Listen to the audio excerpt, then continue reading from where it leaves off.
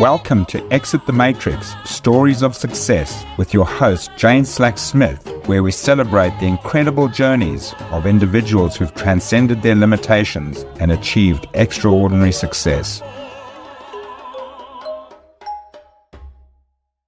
Hello, I am your host, Jane Slack-Smith, and today we are going to dive into another inspiring story, a story of transformation, a story when someone made the choice to exit the matrix and live the life of their dreams.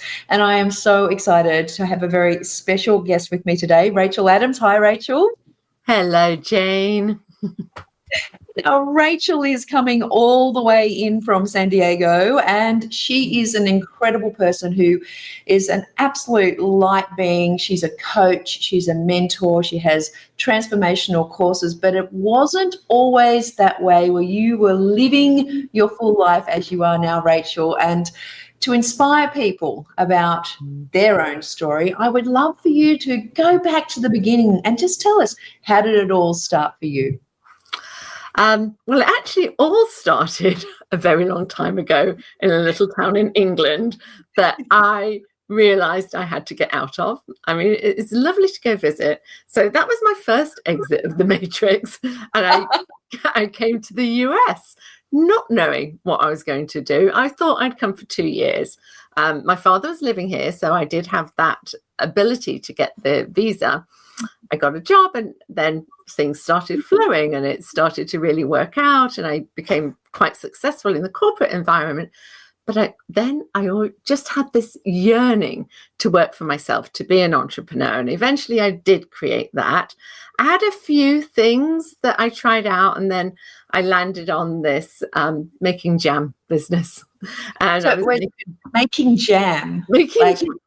Right, yeah, okay. Actually, over the hot pot, stirring the hot cauldron. Life to make jam. Tell us. So what was that? What led to that, interestingly, is I was visiting my cousin in England, who he was the gardener of this massive estate, like a Downton Abbey estate. And he showed me, he was keeping bees, so he showed me honey that he'd bottled. And I thought, that's interesting. So I was still looking for what I was going to create, something in a jar that doesn't go off the next day, as opposed to baking, because I was pretty good at cooking. And then I saw jam, like really fancy jam in a fancy shop. So I thought I could do that. And I started making jams, and it was fun, to be honest. It was really fun. I was really creative with the blackberry Cabernet and the strawberry champagne. There was a theme, orange whiskey marmalade.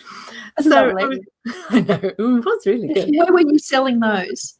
I was selling them in farmers markets. So that's how I started. And that was a pretty good business in San Diego because we have great weather. So it's year round. And I really wanted to get into this one particular farmers market in La Jolla, which is the area I live in. And it was a really busy one. So it's pretty awesome to get into that market. And I got a call on a Sunday. I was at a farmers market with the jam. And they said, we want you in. And can you have honey next Sunday? I just said yes. I said yes. And then I thought, what am I going to do? How am I going to do that? I don't know how to do honey. But I said the person you knew with honey was in England, right? Yeah, my cousin. But so then I thought, okay, I said yes, I've got to do it. Just there wasn't a question, actually, even though it made me nervous, it gave me butterflies, like how am I going to figure this out? But I knew I wanted to do it. And so I went and found someone who sold honey and just said, can you give me some to sell? And they're like, okay. It was that easy. And so I did that for a few Sundays, and it really worked out well. And then I was in a class, one of my spiritual classes, because I've always been studying spiritual energy and all that kind of thing. And someone said, how's the jam business going? I told them, well, I have honey now. And she was like, well, my masseuse's ex-husband is a beekeeper. I'll connect you. So then I got bulk honey, bottled it, and created San Diego Honey Company. And so you went from the jam company to the honey company just by saying, yes, I'll make it up later, work it out. It sounds like you were a creator. I'm not feeling the tension here of exiting the matrix. Tell me more. Well, yeah. I mean, yes. I never in a million years would have thought I could create a honey business. I thought you had to be a beekeeper and all of that, and didn't know anything about it. But because I said yes to something I knew I wanted to be in that market, and I had the jam, but they said, have honey. Just this amazing miracle worked out. I mean, it truly is. And one thing led to another. And who knew SanDiegoHoney.com would be available, and I would create that. And so it just beautifully built itself organically. And I got lots of different beekeepers, and I was able to be creative and all of that. And then it got quite big. It was in several shops, and a major grocery store, was interested. And I just started to dread every time I got a big order, because it wasn't creative anymore. And I like the creativity. I need the creativity. And it started to be about production. And then it got tedious, and I started to dread it. So I thought, okay, I'll sell it. And I remembered that long ago, before I started the jam business, or when I was starting it, I told a coach I had at the time, I'd like to create a business and sell it and then teach other people to do that. But I'd forgotten that until much later on. So I sold the business, and I felt like that was quite an achievement, because it is still a really successful business. And then I'm like, what next? And I had like I got a little down about selling the business, because I thought, well, it was really successful and I built it from nothing. And it was almost like giving my baby away, And I saw the honey in a store on a shelf, and this honey under another label was the same honey from the same beekeeper, but the honey that was my business that I created was much more expensive. And the penny dropped. It just dawned on me, I wasn't valuing what I created. So the same honey from the same beekeeper, just with a different label on it, was selling for a lot more than what you were selling yours for. Okay. Well, that was my business that was selling for a lot more, because I'd made it really pretty. The bottles were really pretty, and the other one had, I mean, so same with the honey. It was really good honey. But the one that was my company I'd created was twice as much, because of the look and because of it was a pretty prestigious brand. And so it just dawned on me that I hadn't considered so much what I'd created, the value of what I'd created. I had the creative drive, and that was powerful, but I hadn't realized the value of what I'd created. And I thought, if I'd not seen it in the business, where else was I not seeing my value? And then it's just like all the cogs started to click into place. Definitely relationship. So, and then so many other places. And so then I became passionate about figuring this out. Why was I not able to see my value? Why was I not able to create what I wanted? And it was just a quest to really figure out, why did I even have that belief that what I created wasn't as valuable in the first place? What were all those times when I said no to things, or all those like forks in the road? What was going on there? So there's a real awareness, isn't there, that although you've had some success and the creativity that you had already employed had delivered, but it just wasn't that recognition that, you could monetize it, or it could actually be something of more value. Where did that turn up in other parts of your life? Where did you start seeing yourself, not valuing your contribution or what you were doing? I think I'd left a lot of jobs before I maximized what I could have done, Right. And now I know that was my ego telling me, yeah, you're not really good enough for this. I now know. Because in my leave before they find out. Yeah, leave before I'm exposed. Yeah, exactly. And that's common. A lot of people do that, right? It's just that awareness of why. Yes, yeah. And I did it with the honey business too, because it was getting bigger and bigger. And it's true, I was not so much in love with the work. I still loved the brand. It still feels like a baby I created. But the work changed. It wasn't the creative part of it anymore. It was production. But I still left before I couldn't cope, before it was more than I could manage. And so I went down the discovery road trying to figure this out. And I also had the thought that if I did that, are other people doing this? Are other people not believing how valuable they are? What are other people's blocks to really living the life they want to live? Now, a quick word from our sponsor, Your Success Club. Your Success Club is a group of vibrant, abundance seekers.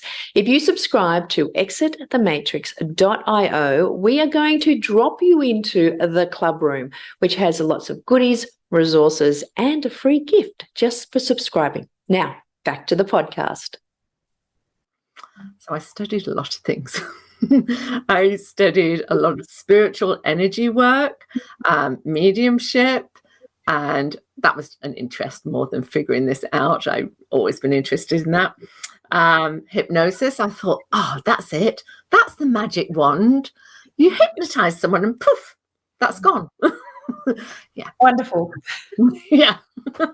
Yeah, it doesn't actually work like that. And then I found the work that I do now, that where I met you as well. And you brought all of those things together, all of those quests of going, there must be a way that I can value myself, but also I can be of value.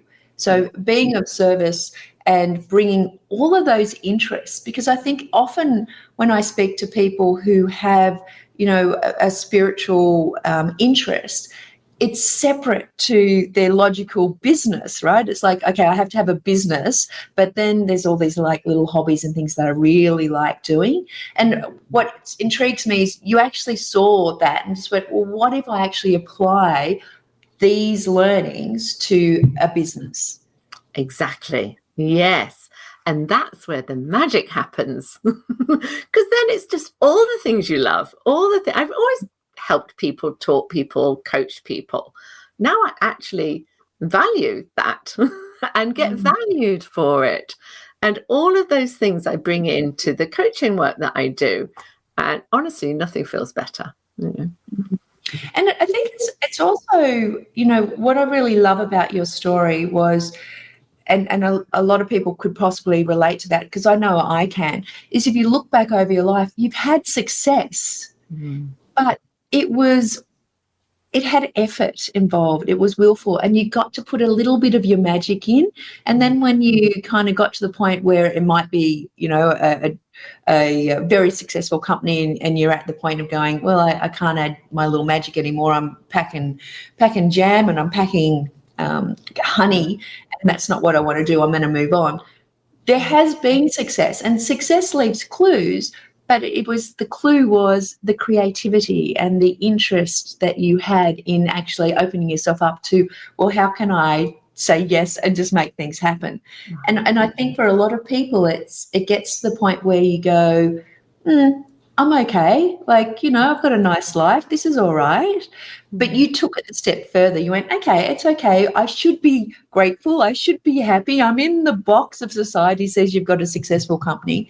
But that awareness point, was there a lot of tension that you felt in going, I'm going to give away or sell a very profitable company and follow something else? There was a huge amount of tension. Yes, there was a lot of tension, but also it just felt like I had to do it. And I didn't know, again, it was just a leap of faith, like coming here to the US, moving. It felt like it was choiceless. So I knew I had to do it. And then it almost felt like stepping into the abyss. And I'm like, okay, I did it, now what? And then I had to create again. I had to create a new life. And thank goodness that I was able to do that, because it is scary giving up something that the money's flowing and it's successful and it's only going to get bigger and bigger. But it wasn't filling me with joy. I was frustrated. I felt confined. And what I learned too was I need to work with people to really be happy. That always makes me happy. I used to work in the travel industry, and I always said one of the favorite jobs I ever did was when I was a tour guide taking a group from the US to Australia and New Zealand. And none of them knew that I'd never been to Australia. Is this the funny fact that no one knows that I asked you to bring along? Yes, no one knew. I was the tour guide. They were depending on, but we did have drivers in all the different cities. And but that was, again, I really wanted to do it, so I said yes and figured it out. Love that. Say yes and figure it out. So bring me to today. You've got all of these, like I know you've got all of these different modalities that you've learnt over the years.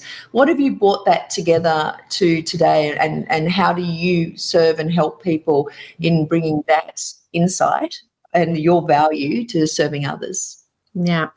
So all of the intuitive work that I've done prior to this work, and then this work that I do, really brought it all together so beautifully.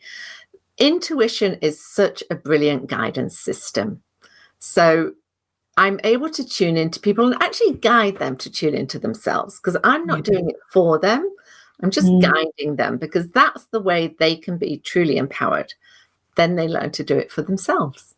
And so I guide them by observing and just pulling out those little things that maybe they might be afraid to say, that might not have even recognized yet, and showing where their ego, their resistance is holding them back, and the ego beliefs that are based in something that they made up, that may not be true, and also what their true essence is, their true nature that they're here to express into the world. We're all unique, we're all different, and we're not here to compare ourselves to anyone else, but just to be the best we can be too. And by doing that, we're filling our heart with joy, and that spreads, and that's a beautiful infectious vibration that uplifts everyone around us. So that's the essence of what I do. So it's guiding people to believe in themselves, first of all, to understand that they have these beliefs that they created very early in life, and to recognize them and not be upset or hurt or fight against them, even to love them for just trying to protect them, but to override them, because now they're empowered, and they're empowered to do what their heart, their passion, their soul is here to express into the world. I know, speaking with you previously, and I'm not sure if you're comfortable in sharing this, but you had talked about a client that you were mentoring in the science field. And sometimes people, and I was an engineer, I was, mortgage broker, property investing, the numbers and the maths, and then there's like this kind of, oh, you're talking about intuition. I can see that as like the gut feeling as a business person that I've had over the years. How does someone that you coach who, potentially has some of these stories going on, but is also in a logical type of industry, how have you worked with people like that? Yeah, I have a couple of clients that are scientists, like really serious scientists, academics, PhD, and professors. So I love it because it actually makes sense. And when they start to practice it, and I love explaining the science behind intuition, behind energy, and everything is vibration. Einstein believed that. There's lots of quotes that Einstein quoted about energy. Everything is energy. Tesla, Nikola Tesla. Yeah. In fact, I've got one on my wall here. If you wish to understand the universe, think in terms of frequency and vibration. And he also talked about all things have frequency and vibration. And I have a few things I show people, and there's something called the double slit experiment that shows how electrons change the way they behave according to whether they're being observed or not. And when they're observed, they create a different pattern when they're fired through these two slits. And electrons can perform as either wave or particle, which are two completely different entities. And so on the quantum level, energy responds to even being observed. So I love the science. I love the science. Even though I did art. I know. We could geek out forever. But what I love about that is that it's almost like that awareness point when you realize you're in the matrix, right? You're there and there's an awareness point. And by observing that there is another way, you're actually giving it voice, and it allows you to step outside and go, well, what could I create if I wasn't scared? What could I create if I wasn't trying to prove my value? And that's what I love about the way that you've brought the quantum physics, the science, which almost is only just caught up and validating thousands of years of Eastern, methodologies and beliefs.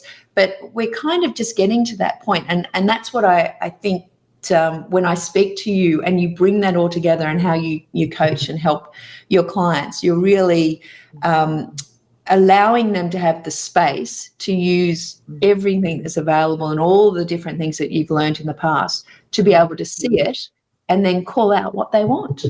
Yeah. Yes, absolutely. And I like to think of it as when we do choices and we're really committing to what we want to create. William H. Murray, who led an expedition to the Himalayas, has a fantastic quote about when one is committed. Everything moves in to support you. I'm paraphrasing, but it says when one is committed, all sorts of things then show up to support this choice that you're making, this decision.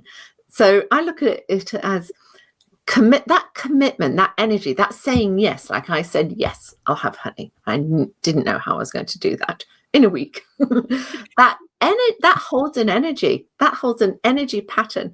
And I look at it as it creates these quantum coordinates to bring the resources in. You don't have to know what they are.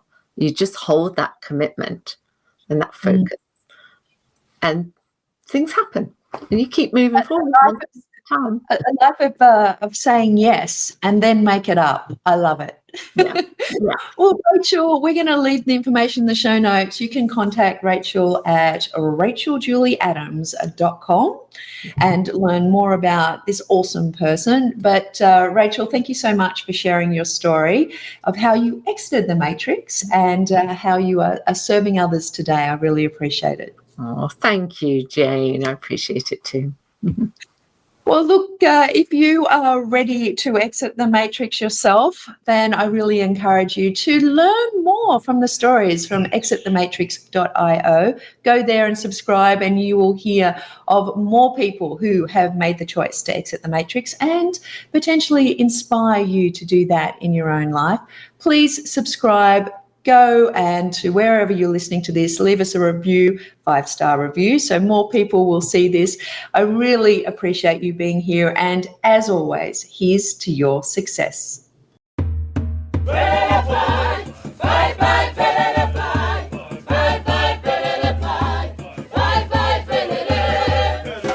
Thank you for listening to Exit the Matrix, Stories of Success.